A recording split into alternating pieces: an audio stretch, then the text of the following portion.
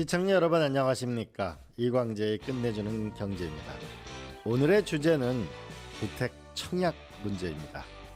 주택 청약을 둘러싸고 많은 쟁점들이 있는데요. 그중에서 특히 이번 정부가 발표한 것은 세대 간, 특히 청년층에 대해서 주택 청약 제도를 조금 더 인센티브를 주는 제도를 발표했습니다. 이에 따라서 우리가 약간 세대 간의 논쟁이 불붙고 있습니다. 이 주택 청약 문제 한번 살펴보도록 하겠습니다. 우리 오늘도 우리 20만 구독자를 자랑하는 슬로인스의 이정환 대표님 나오셨습니다. 안녕하세요. 안녕하십니까? 예. 대표님, 지금의 청약제도 어떤 점이 가장 문제점인가요? 네. 1978년에 처음 청약제도가 시작이 돼서 네네. 지금 이제 50년 가까이 됐죠. 그런데 네. 그동안 청약제도가 한 140번 정도 바뀌었다고 합니다. 140번. 네, 그러니까 어떨 땐 해마다 1년에 한 20번씩 바뀌는 경우도 있고요. 네. 계속 바뀌어 왔는데도 여전히 청약을 둘러싼 논쟁이 있죠. 최근에 아마 기억하시겠지만 이해운 기획예산처 장관 후보자가 예. 2024년에 네. 이 원밸리라는 아파트를 분양을 받았는데 저 반포에 있는 거. 네. 네. 그런데 이분이 그동안 과거에 그런 인터뷰를 한 적이 있어요. 집주인이 연락 올 때마다 가슴이 철렁 내려앉는다. 네. 전세를 살고 있는데. 네. 근데 그때 말할 때 전세금이 27억이었습니다. 27억짜리 전세에 살면서 네. 무주택자로 지내다가 이 낙찰을 받은 거죠. 분양을 받은 거죠. 얼마에 받았어요?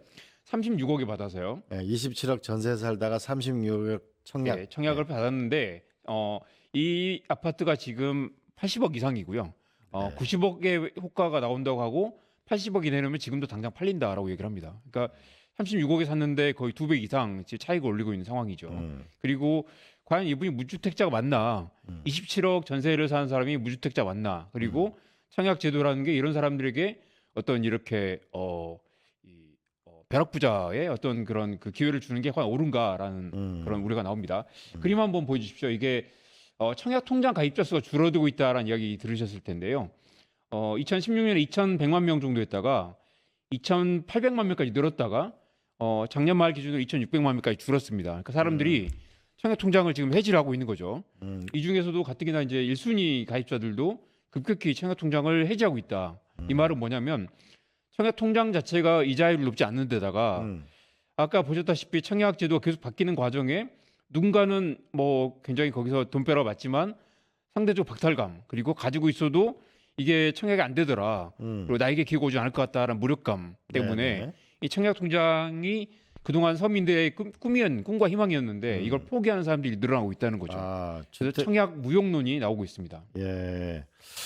근데 그 중에서 특히 뭐냐면 이 청년층에는 사실상 기회가 없다. 이런 얘기가 있는데 이건 무슨 얘기인가요? 사실 이제 청약제도 바뀌면서 청약 가점제라는 걸 두잖아요. 또 그림 청약 한번 가점제. 네, 그림 한번 보여주십시오. 그래서 이제 이해훈 후보자 같은 경우는 우리 자녀를 5명, 자녀까지 가족이 5명이었고요. 네. 그래서 가점을 받은 거죠. 그리고 오랫동안 무주택이었고 등등등을 이제 가점을 해서 점수를 높이는 건데 예. 이해훈 후보자는 74점으로 1순위 청약 자격을 얻었습니다. 그런데 우리 뉴스 보신 분들 아시겠지만 결혼한 아들이 결혼 안 한 것처럼 주민등록을 올리지 않고 또 심지어 직장이 세종시에 있는데 부모가 같이 살고 있는 것처럼 혼인 신고를 안 하고 혼인 신고도 안 하고 주소 이전도 안 하고 그래서 같은 집에 살고 있고 집이 없는데 다섯 가구 한 집에 살고 있어요. 5명이 한 집에 살고 있어요라고. 청약을 해줘야 되겠구나 이런. 그렇죠. 그래가지고 1순위로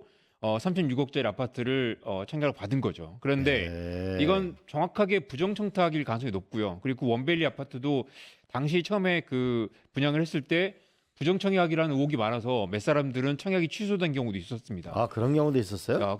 꽤 많았습니다.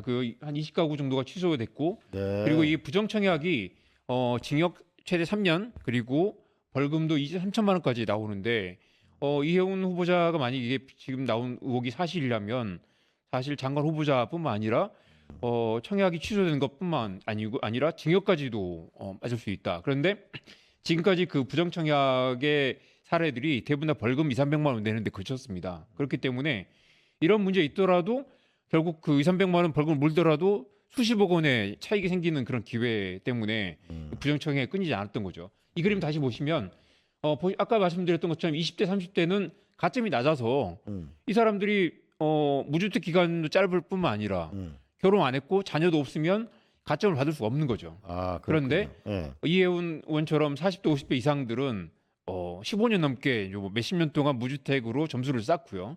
그리고 자녀들이 또 점수를 받을 수 있고 부모를 또 이 주민등록을 옮겨가지고 부모를 또 가족 수가 많으면 또 거기서 가점을 받을 수 있죠. 그렇기 때문에 청년들은 청약 통장을 가지고 있어도 점수가 낮아서 1순위가 안 되기 때문에 아예 그냥 이 신청조차 못하거나 신청을 하더라도 경쟁률이 높아서 아예 그냥 청약 자격을 받지 못하는 경우가 많이 있습니다. 이 그림도 한번 보시면요. 이게 이제 지난 12여 년 동안 이 분양가와 매매가 차이를 평균을 내본 건데요. 네.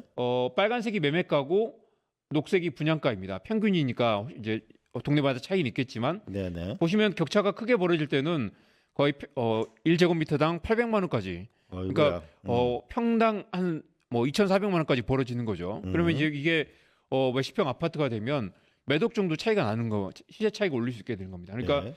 분양을 받는 순간 이혜훈 의원처럼 그 이혜훈 후보자처럼 몇십억에서 몇 억 정도 차익을 내는 이게 사실 그래서 이제 그동안 우리가 청약 제도라는 게 로또나 마찬가지다. 그리고 이제 이렇게 가점을 쌓아가지고 그동안 사실 집을 마련하지 못했던 사람들에게 집을 마련할 기회를 주는 건데 이게 사실 부자들 그리고 또 오랫동안 이걸 수십 년 동안 준비해온 자산가들이 이 제도를 이용해서 집을 싸게 얻고 여기서 수십억 차익을 얻는 그런 관행들이 오래됐습니다. 예. 보시면 이게 이제 분양가와 매매가 격차가 좀 많이 줄어들긴 했죠. 2024년 같은 경우 거의 그냥 비슷한 정도까지 올랐는데 이 말은 이 사실 이제 그 건축 비용이 오르면서 건설 비용이 오르면서 이 격차가 많이 줄어들고 있지만 그래도 이 분양가가 오르면서 오히려 이 매매가를 또 끌어올리는 추동하는 그래서 분양가가 오르면 매매가 같이 올라서 이 차익 구조가 계속 유지되는 그런 모습을 볼 수 있습니다. 알겠습니다. 이 세대 간의 문제도 하나 문제일 것 같고 그다음에 특별 공급 제도가 있는데 이거는 그 뭔가 효용성이 떨어지나요?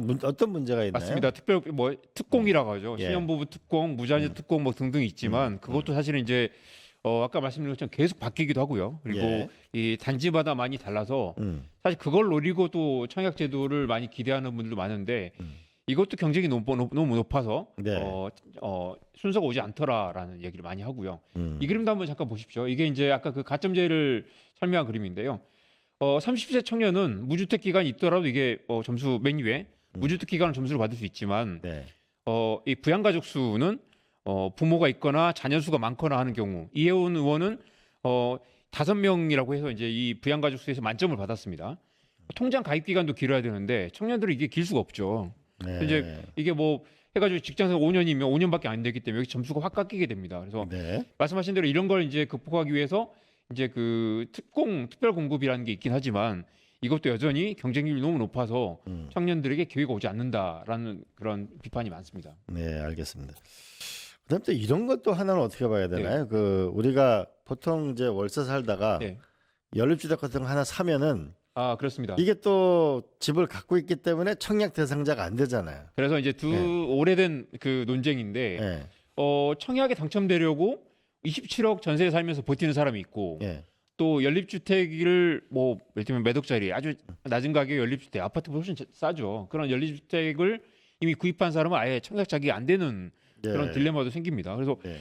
그분들 입장에서는 동네에 조그만 그 낡은 연립에 살고 있는데 아예 아파트 청약 자격이 안 된다라고 하는 분들은 얼마나 또 상대적인 박탈감을 느끼겠습니까? 그런데 네. 이 지금의 청약 제도가 하나라도 집이 있는 사람들은 그 기회를 주지 않기 때문에 그런 똘똘한 한 채를 노리는 그 부자 자산가들의 또 기회, 또 자녀들에게 그런 기회를 만들어주는 부자들의 대물림이 계속되고 있고 이 강북의 연립주택 사는 사람들 아예 청약 자격을 받을 수 없는 그런 딜레마가 있습니다. 근데 또 우리가 연립주택은 이게 또 우리가 전세 사기나 네. 어떤 또 이게 사기 맞습니다. 문제 때문에 또 어려움을 겪는 그래서 사실 것도 이제 있잖아요. 전세 사기에 대한 우리 공포가 한참 휩쓰고 갔는데 정부가 사실 이제 이 연립주택은 다세대 주택은 불안정하다라는 믿음을 해소할 만한 그 신뢰를 주지 못했어요. 그리고 여전히 그 전세 사기에 대한 근본적인 어떤 대안을 마련하지 못하면서 오히려 더 아파트 똘똘한 한 채에 대한 수요를 더 부추겼고 연립주택에 대한 그런 공포와 연립주택 가격이 더 떨어지거나 아니면 연립주택에 또 공급이 안 되니까 예. 아파트도 늘려야 되지만 연립주택가 많이 늘려서 그걸 떠받쳐 줘야 되는데 이게 심각한 그런 이제 공급 사다리가 끊겨 있는 그런 문제도 생겨나고 있습니다. 예. 그래서 이번 정부가 네. 꺼내든 해법이 바로 세대별로 쿼터제를 맞습니다. 줘서 하자 이런 새로운 제안을 네. 했는데 이거 어떻게 봐야 이 그림도 돼요? 한번 보여주십시오. 이게 이제 그 지난 5년 동안 세대별로 청약 당첨자들을 나타내 본 건데요. 네. 아까 말씀하신 것처럼 가점제 문제 때문에 네. 이 파란색이 2030이고요. 네. 빨간색이 4050인데 네. 압도적으로 4050 세대들이 청약을 많이 가져갑니다. 그러면 이제 사실 이럴 수 있겠죠. 뭐 나이 드신 분들은 4050 세대들은 우리가 오랫동안 고생했으니 우리가 받아야 돼라고 생각할 수 있겠지만 2030 세대들 당장 나가서 집을 구해야 되는데 이 사람들은 연립을 가거나 뭐 지옥고라고 하죠. 지하 옥탑방 고시원을 전전하는 이 세대들은 청약을 받을 자격조차 안 되는 이처럼 보셨다시피 똑같이 청약을 해도 압도적으로 4050에게 유리한 그런 구조다. 말씀하신 대로 그래서 이제 세대별 쿼터제는 2030과 4050의 아예 쿼터를 다르게 둬서 이제 2030이 청약할 수 있는 자격을 따로 주자라는 네. 그런 제도를 만들어 보자는 게 지금 정부가 검토하고 있는 제도입니다. 그러면 이제 이렇게 4050이 쓸어가는 게 아니라 2030에게 좀 기회를 따로 줘서 여기서 2030이 예를 들면 퍼센티지가 40%다라고 하면 40%를 2030 몫으로 떼어놓는 그런 제도를 지금 모색을 하고 있습니다. 그렇지만 과연 그게 근본적인 문제를 해결할 것이냐라는 또 비판도 있죠. 잠깐만 대표님 좀 전에 그 다시 네. 한번 네네. 좀 도표를 한번 보여주세요. 그럼 한번 보십시오. 네. 저기 지금 그러면 빨간색 저기가 그러면 연도별로 몇 년도예요? 지금 2020, 2021, 2022, 2023, 2024 그러면은 네. 점점 더 그 공급량이 맞습니다. 줄어들고 있다는. 그렇습니다. 그럼 그렇기 저거는 때문에 아파트 값이 폭발적으로 늘을 거라는 그런 예상도 되는 건가요? 어떤가요? 당연합니다. 지금 다들 얘기하는 게 예. 지금 그 집값이 또 이렇게 폭등하고 있는 건 공급이 지난 몇 년 동안 줄었고 너무 지금 양이 줄어들고 있는 거 아닌가요? 그렇습니다. 공급량 자체가 줄었고 이혜훈 후보자가 아까 원베리를 청약을 받았던 때가 2024년입니다. 네네. 그렇기 때문에 그렇게 공급이 부족해서 다들 아파트를 못 구해서 난리일 때 이혜훈 후보자는 36억을 주고 청약을 했던 거죠. 그렇기 때문에 이 당첨 세대가 줄어들고 있기 때문에 이 청약의 사다리가 끊기고 있다. 이것 때문에 또 다들 지금 이 청약 제도의 근본적인 무용론을 얘기하고 있고 청약 통장을 해지하는 사태들이 계속되고 있죠. 예.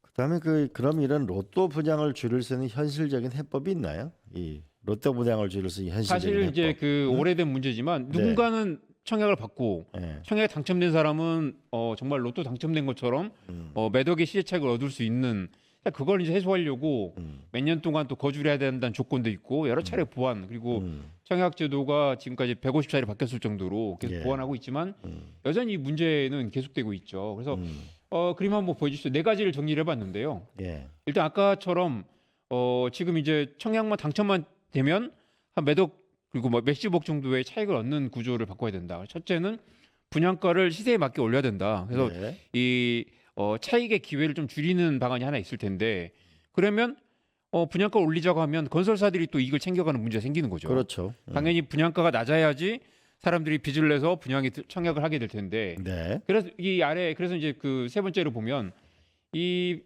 청약으로 얻은 이익을 공공이 환수하는 정부가 환수하는 제도를 둬서 네. 분양가를 시세 차익 정도 올리되 그 차익 정도를 정부가 환수해서 다른 용도로 사용하는 그런 방안을 만들 수 있을 네, 거고요. 네, 네. 기본적으로는 분양가가 이렇게 오르는 그런 문제 그리고 분양가가 매매가를 이 추동해서 같이 동반 올리는 문제를 해결하려면 근본적으로 공급을 늘려야 된다. 네, 네. 근데 지금 이제 최근 몇 년 사이에 이제 분양 청약이 늘지 않았던 거는 이제 공급이 어느 정도 이 인구 감소라든지 여러 가지 문제들 때문에 공급이 지금 둔화되어 있는 상태라서 이런 부분에 사실 윤석열 정부 3년이 좀 안타까운 게 정부가 나서서 어떤 공공택지를 만들어서 이렇게 지금 우리 서리풀 이야기도 나오고 네. 용산 1만 가구 이야기도 나오지 않습니까? 이런 것들을 빨리빨리 공급을 했으면 이 사람들의 그 어떤 이제 그 투기 수요라든가 또 조급증을 좀 해결하면서 시장이 안정됐을 텐데 공급을 늘리는 지금 공급을 하더라도 몇 년 걸릴 거기 때문에 이미 늦었고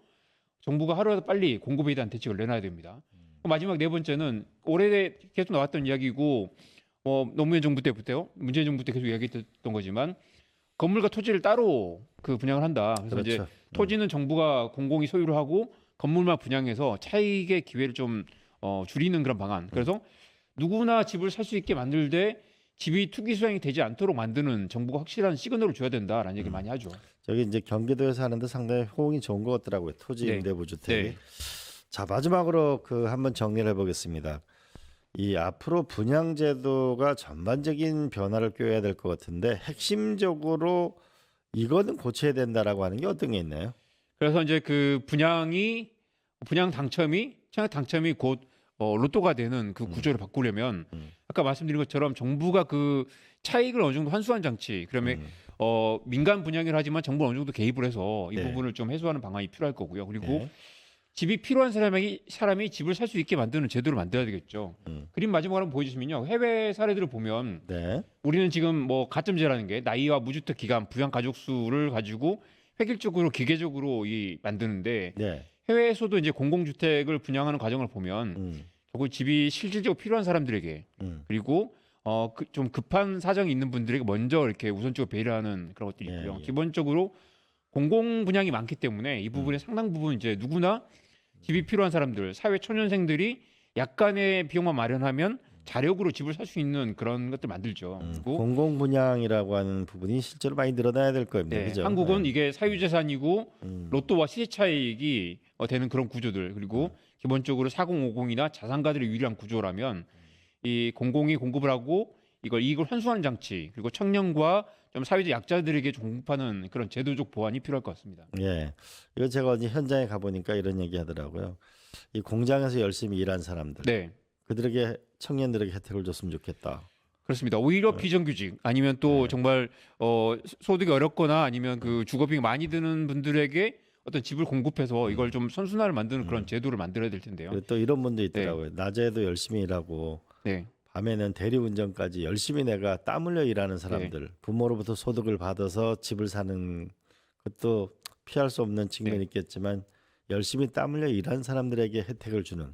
맞습니다. 그래야 더 어려운 현장에서 일을 하지 집이 않겠냐. 필요한 사람에게 집을 주고 집이 사는 곳이다라는 정부가 믿음을 주려면 이 청약 제도를 근본적으로 손질해야 한다는 이야기가 나옵니다. 네, 오늘은 여기까지 하겠습니다. 앞으로 이 집 문제가 내가 접근 가능한가, 공정한가, 기회가 있는가, 그리고 편안하고 안심하고 살 수 있는가가 아마 이재명 정부의 바라는 가장 큰 바람 중에 하나가 아닐까 싶습니다. 이정환 대표님 감사합니다. 고맙습니다. 네, 고맙습니다.